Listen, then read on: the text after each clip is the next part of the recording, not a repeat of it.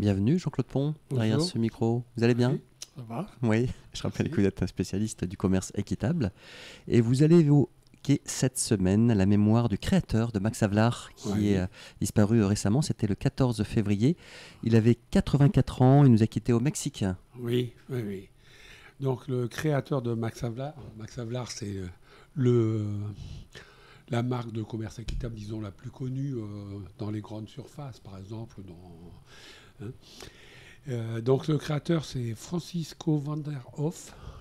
Il est né aux Pays-Bas en 1939. Et il est devenu prêtre ouvrier dans la congrégation du Sacré-Cœur de Jésus à l'âge de 22 ans. Et il a beaucoup œuvré à l'étranger, il a beaucoup voyagé. On l'a retrouvé en 1968 sur les barricades à Prague. Et puis dans les années 70, il est parti au Chili au moment de Salvador Allende. Il a été expulsé par Pinochet. Après l'assassinat de Salvador Allende et puis la dictature de Pinochet. Il a voyagé beaucoup en Amérique du Sud. Et dans les années 80, il s'est fixé au Mexique.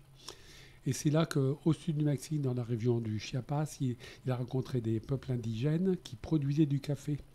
Et à l'époque, ils étaient exploités. C'est un terme qu'on emploie beaucoup dans le commerce équitable. On appelait les coyotes.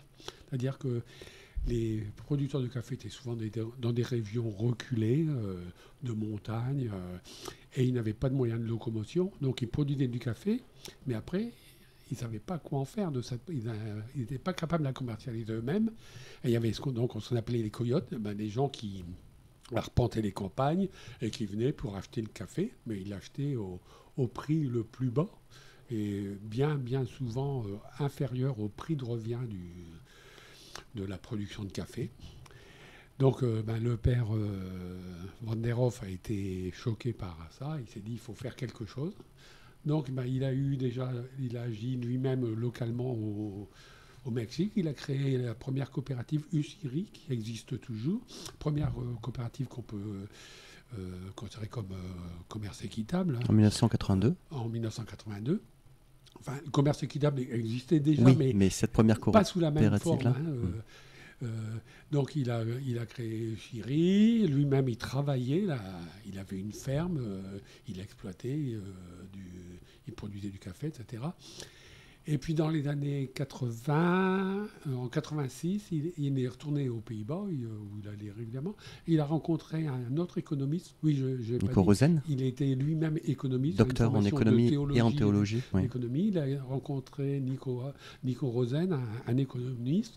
Et donc ils ont échangé sur les besoins de ces peuples.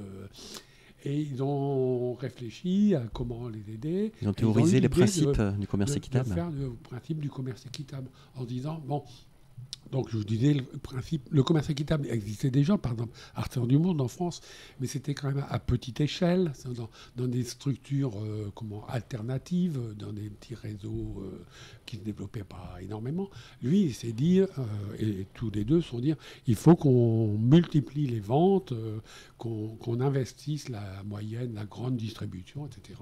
Donc c'est là qu'ils ont eu l'idée de poser les principes du commerce équitable selon Max Havelaar. Qui était un personnage de roman. Alors oui, Max Havelaar. Pourquoi Max Havelaar? C'est le personnage principal d'un roman qui a été publié dans les années 1860 et qui lui racontait la vie dans les colonies néerlandaises, les colonies des Indes néerlandaises dans ces années 1860. Et donc un personnage qui essayait d'aider les populations javanaises, justement, qui étaient exploitées. Donc ils ont pris le nom de ce personnage de roman pour créer Max Havelaar. Et donc eux, leur but c'était d'augmenter beaucoup la vente, de contacter même les grandes entreprises style Nestlé, etc., pour leur dire... Multinationales. Multinationales. Il faut que vous consacriez une partie de vos ventes à des produits équitables, en respectant les critères. de travailler sur la longue durée, payer un prix supérieur au prix de revient, etc. Les principes sont toujours valables actuellement, qu'on reprend d'ailleurs au Salon de l'agriculture en ce moment. Hein, c'est payer les produits selon le coût de revient pour les producteurs. C'est la base même du Qu'ils puissent vivre de leur travail, quoi. Quand on voit le nombre d'heures qu'ils font chaque semaine. Oui. Et donc, Max Havelaar s'est bien développé.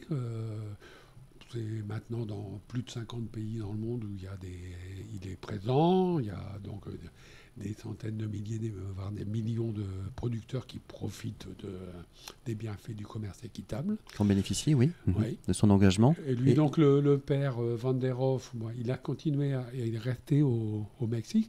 D'abord, au départ, il s'appelait Franz, et il a choisi de espagnoliser son nom hispaniser, oui. Voilà, chercher le mot, hispaniser son nom en étant au Mexique. Il a continué à avoir une ferme, à l'exploiter, à écrire des livres, à faire des conférences, etc.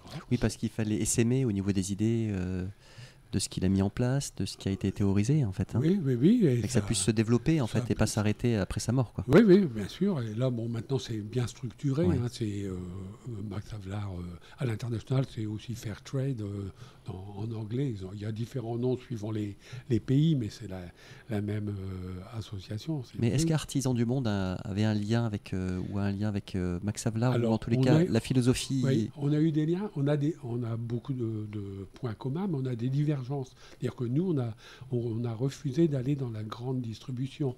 On a refusé de travailler avec des grosses multinationales, par exemple, qu'on considère comme n'étant pas équitables. Max Havelaar aussi a accepté de travailler avec des grosses plantations, par exemple, alors que nous, on a toujours voulu rester sur des petites plantations familiales, etc. Voilà, ce sont des divergences d'approche. Hein. Le débat revient assez régulièrement, même chez Artisans du Monde. Hein. Il y a des gens qui se disent on a du mal à vivre de notre commerce équitable, nos chiffres de vente sont vraiment bas, donc notre centrale d'achat a beaucoup de difficultés à être bénéficiaire, etc. Donc il y a la tentation pour certains de suivre la filière Max Havelaar. Bon, ça a été remis sur la table, mais régulièrement rejeté par Artisans du Monde. Je pense qu'on est complémentaires. Eux, ils ont vraiment participé à la notoriété du commerce équitable. C'est sûr que maintenant, pratiquement plus de 9 Français sur 10 savent ce qu'est le commerce équitable. C'est en grande partie grâce à eux. Maintenant, je pense que c'est bien d'avoir deux structures différentes avec des approches différentes. Nous, on est plus sur la version politique. On dit les ventes, ça ne suffira pas à résoudre les problèmes. Ça reste mineur. Hein, c'est donc du plaidoyer, si je entends bien ce que vous dites. Le plaidoyer, l'action politique pour faire bouger les lois. Militante, oui. C'est une option que... Max Havelaar le pratique aussi, mais certainement moins que nous. Il est plus engagé. À partir du moment où il s'engage avec les multinationales, avec le grand commerce, c'est beaucoup plus difficile de dénoncer les pratiques. Ce que vous dites, Jean-Claude Pont, par rapport aux agriculteurs, parce que tout à l'heure vous avez fait une allusion aux agriculteurs ici, sur le territoire français. Est-ce que le commerce équitable, c'est pas aussi quelque chose à développer ici, en France? Oui, totalement. Vous parliez de juste rémunération tout à l'heure. Bon, c'est déjà un mouvement qui est enclenché, on le voit, sur les briques de lait notamment. Voilà, oui. Et bon, depuis 2013, il y a la loi sur l'économie sociale et solidaire qui fait qu'il y a un label commerce équitable France. Et là, des agriculteurs français, des producteurs français se sont regroupés, ont créé des filières équitables, comme à l'identique de celles qu'on a dans les pays du Sud. Et c'est vraiment, oui, les tas de principes qui sont repris actuellement, dans les gens, les agriculteurs en difficulté. Le premier, c'est que au moins le produit doit être vendu au moins au prix auquel il a coûté au producteur, et plus, parce qu'il faut, qu'il se rembourse de son coût, il faut au moins qu'il puisse vivre avec un salaire décent. Relocaliser aussi la production dans la mesure du possible. On en parle avec le paracétamol en ce moment, ou aussi par rapport aux arbres qui sont coupés au Brésil et qu'on amène ici. Donc il y a tout ça, ça forme une même dynamique en fait. La santé, l'écologie, tout ça, c'est un tout. Hein, c'est-à-dire que c'est pas uniquement le volet économique qui est intéressant dans le commerce équitable, c'est sociétal, environnemental, économique. Il faut faire le humain aussi. Humain, tout ça. Oui.